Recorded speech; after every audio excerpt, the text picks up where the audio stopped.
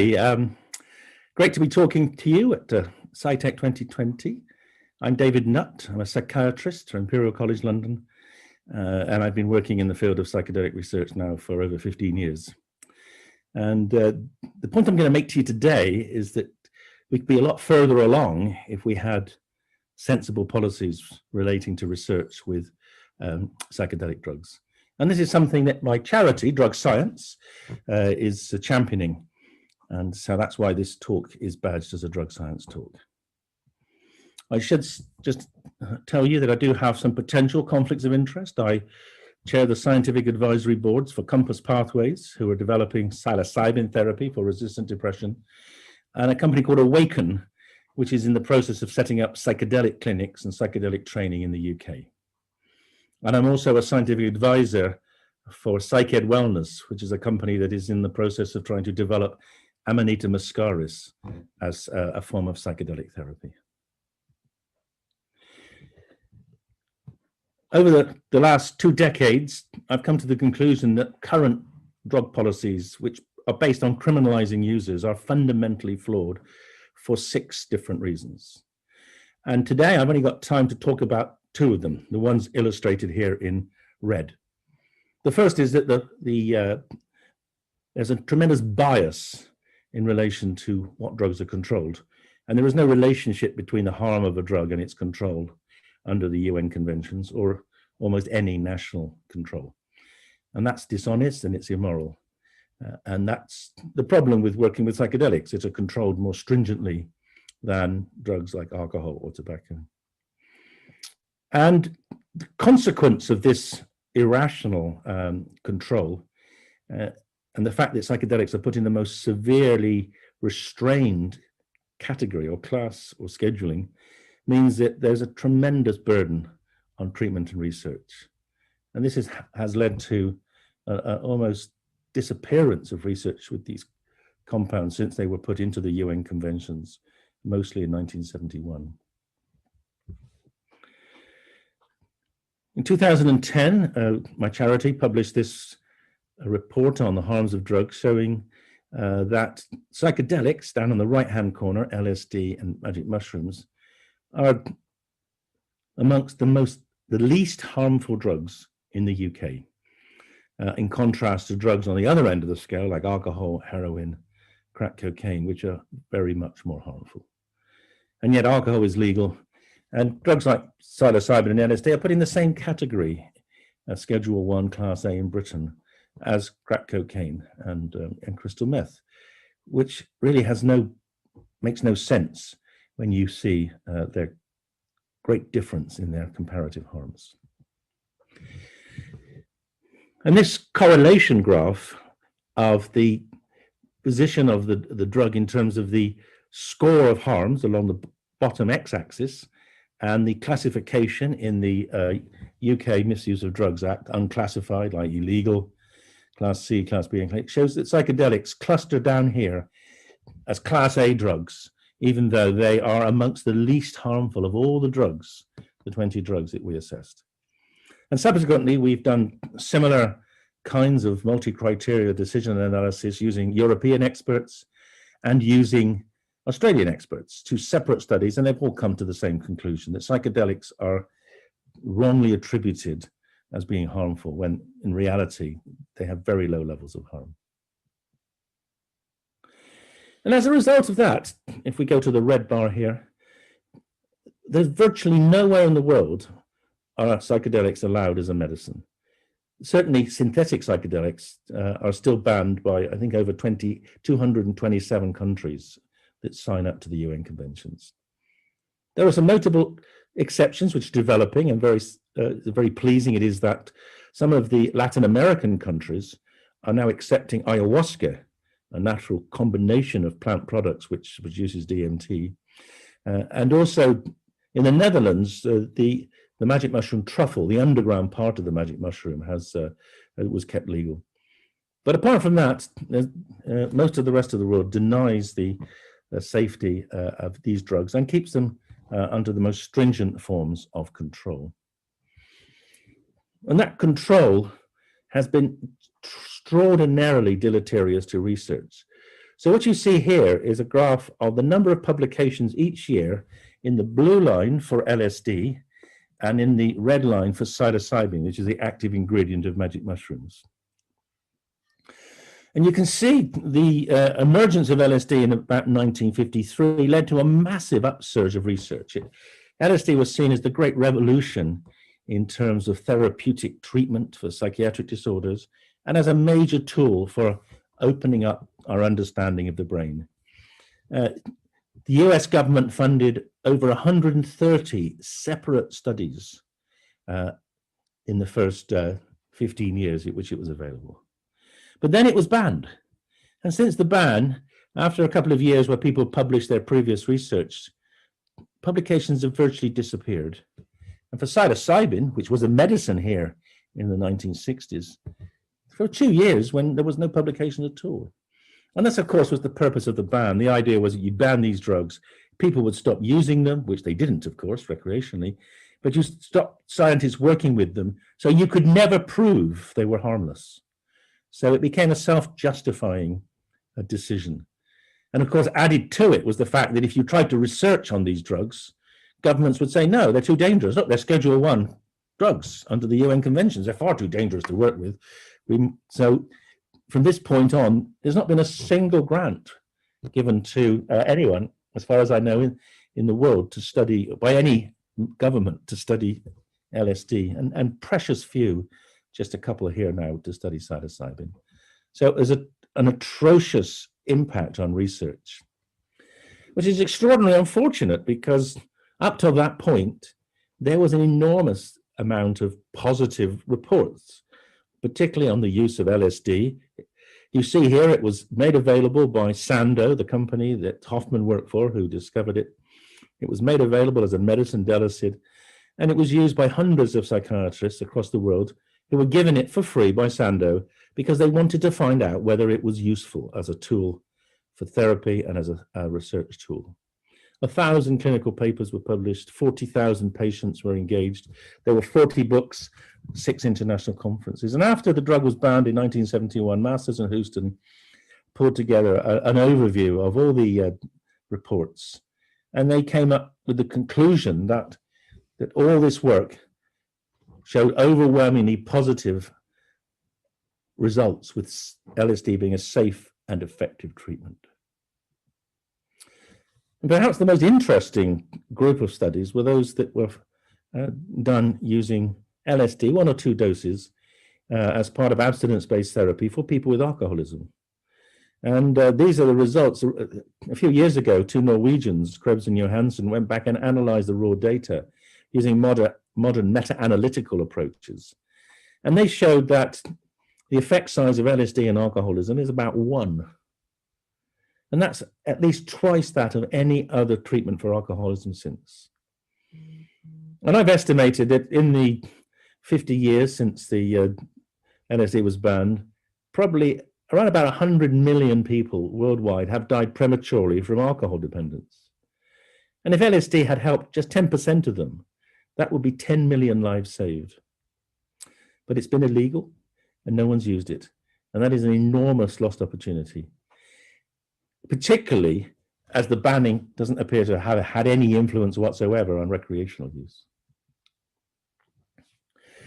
Now, as probably some of you know, in the last few years, my group, particularly Robin Carhart-Harris, has been working with psilocybin to try to understand how it produces the profound effect on consciousness. And as a result of those brain imaging studies, we came up with this fascinating insight, which is that psilocybin attenuates the part of the brain which we know is overactive in depression. And you can see inside the yellow circle, there's a blue blob. That blob is called the subgenual cingulate cortex. And blue tells you that psilocybin has dampened down the activity of that brain region. And when we discovered this, we were rather surprised. But it was interesting to me as a psychiatrist because I knew that many other treatments of depression, and they're listed on the left-hand side here, work in part through dampening down activity in this brain region. And they include SSRIs, CBT, sleep deprivation, ECT, and even placebo. Helen Mayberg showed that if you get better on placebo, you have less activity in this brain region. And the reason for that is that the subgenual cingulate seems to be the key node for driving the negative thinking in depression. And so we said, well, if psilocybin can switch off the region of the brain that causes depression, why don't we see if it works in depressed people? And we did a clinical trial. We get 25 milligrams, a reasonably high dose, to patients with resistant depression. They'd all failed on at least 2 previous treatments. Many had failed on over 10 treatments. They'd all failed on CBT. And the effects were really quite remarkable. This is the results from the first 12 subjects. And you can see that 1 week after a single trip with psilocybin, everyone had improved. And some people, the ones here in the yellow bar here, the yellow region here, they had completely recovered with a Beck Depression Inventory score of less than 10. You are no longer depressed. You are in a state of remission. And that's remarkable, because never before in psychiatry has a treatment been discovered that in resistant depression can produce an effect that is so profound with just a single administration. And this was a remarkable finding. I think it was better than we could have hoped for. And these results are remarkable because it was just a single administration producing a profound benefit that lasted in some people for 3 months. In fact, 1 or 2 of the patients have stayed well ever since, many years later. Unfortunately, the majority began to slip back, which was particularly problematic and sad for them, because we're not allowed to give it again. We're only allowed to give psilocybin as a treatment in a research project. We don't have funding to do open treatment or even research on people who've had benefit previously. So we have a lot of patients in this group who got a benefit and would probably benefit again, but are denied access because if I was to give it to them, I could be arrested for breaking the drug laws. Now, if you're interested in the science behind this, we've written a recent review that takes you through from the molecular target of psychedelics, this 5-HT2A receptor, interfering with the activity of these pyramidal cells in layer 5 of the cortex. We've explained our theory, how they produce a very powerful dysregulation of ongoing brain activity. They take the brain from a state of a very rhythmic activity to a state of very disorganized activity, which we call high entropy, and how by breaking down the activity of the normal regional pathways in the brain, we can open up the brain to new connections. And these new connections, which you see under psychedelic drugs, we believe are the explanation as to why people get new insights into the reasons they're depressed, but also come up with new solutions, how to deal with their problems, how they can actually face the world in a different way. Escape from the tramline thinking, which is so characteristic of depression. And we're not the only ones. There's been considerable amount of work done in a couple of universities in the States, Johns Hopkins and NYU, where they did a very, a pair of elegant studies of people with end of life anxiety and depression that are threatened by, for instance, by cancer. There have been a couple of open studies in addiction to tobacco at Johns Hopkins and alcohol in New Mexico. And there are a few ongoing studies, several in our group, where we've done an RCT of psilocybin versus escitalopram. John Hopkins and us are starting trials in anorexia. We in Yale are starting trials in OCD. And also we're considering setting up a trial in pain syndromes like chronic neuropathic pain. Now you might say, well, those are very different disorders. How can addiction have anything to do with depression? But the thinking is that these disorders all have the common feature that the people are completely locked into thinking which they want to escape from. They're internalizing disorders, and people who have them are reiterating negative thoughts in the case of depression, or they're continually ruminating on contamination or overeating in the case of OCD and anorexia. So they're disorders where people have got into thinking processes which are maladaptive, and we believe that psychedelics might well break them out of those thinking processes and allow them to think differently and to escape from the problems. But the illegal status is a huge problem, and it, in many instances, increases the cost of what we do by up to tenfold. There are other psychedelics which can also be used as medicines, and there's a lot of interest in this from small companies are being set up to try to develop and exploit them. So there's DMT, the active ingredient in ayahuasca, which is very short acting. It has to be given IM or IV or possibly sublingually or shot up the nose. There's 5-methoxy-DMT, a similar short-acting drug, which again would need to be injected. There are derivatives of psilocybin, synthetic derivatives of psilocybin, and maybe even some of the other products which are less found in less amounts in the mushroom. There is Muscimo, which is a GABAergic psychedelic, very popular in Northern Europe and the Caucasus, and that's a GABAergic drug as opposed to a serotonergic psychedelic. And there's ibogaine, which is used in a number of countries to produce profound experiences which can help people overcome opiate addiction. But the challenge there is that there are cardiac issues in terms of QTc prolongation, which have led to some deaths in ibogaine. And then, of course, you could make synthetic analogs. LSD is a semi-synthetic compound. It's possible to make synthetic analogs of LSD. That would be not difficult at all. In fact, there are a whole series of them, which we call the N-bombs, which have been made based on a different non-ergot structure. The problem with those is they're often very toxic because they have off-target actions. They don't just target the serotonin receptors like LSD does. So I'm going to stop now. I'm going to take questions, but I also want to point to you a website, the Drug Science website, which has also been supported by Mind Medicine in Australia. And on that website, you will find slides like these. There are 2 slide sets which look at psilocybin from the perspective of its history, its legal status, its chemistry, its biology, and its therapeutics. These are free side sets. They're designed to educate doctors, psychologists, other therapists, and also the general public into the history and the utility of this compound. So please go onto the website and use them as much as you like. Thank you for listening. Thank you so much, Professor Nutt, for being with us today. I just wanted to ask you, how far off do you think we are?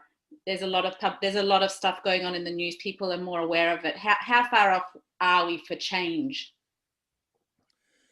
Well, we are getting change. I mean, we're getting change in America. Oregon has put on its presidential, on the ballot for the presidential election. It's put in a clause to basically legalize magic mushrooms as therapy, and they're recommending doing something quite remarkable, which is actually setting up a statewide treatment system over the next 2 years, if the bill is passed, which will effectively make a kind of a national psychedelic, or sorry, a statewide psychedelic therapy system. So I think things are moving very fast. I think certainly Denver and Ann Arbor have also made mushrooms and all other natural products legal. There's a huge interest in this field, not just from the commercial perspective of but also because we have an enormous problem. Psychiatric disorders are the largest disorders. They're the problems with the greatest burden on society in the West, anyway. And our current treatments are, though, they're only moderately effective. So there's an enormous need to do more. And one thing's for sure, coronavirus is not going to help the mental state of most people. So I think we're going to see an upsurge in problems like PTSD and depression.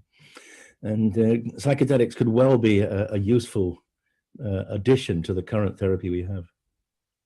Thank you so much. I couldn't agree more. And I really appreciate all your hard work and tireless efforts that you've put into helping change happen.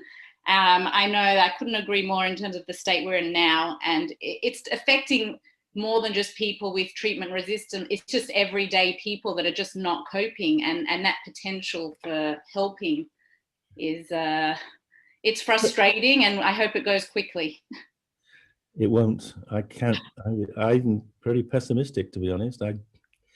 I see another year of this profound difficulties, frankly. But hopefully I'm wrong. I hope so. But again, thank you for your time and all your hard work. And I encourage people to donate to the link we're going to put in the chat to your organization. This is what it's all about, everybody. So please help by supporting. Thank you very much, David. It's been a pleasure. Thank you. Thanks, everyone. Bye-bye.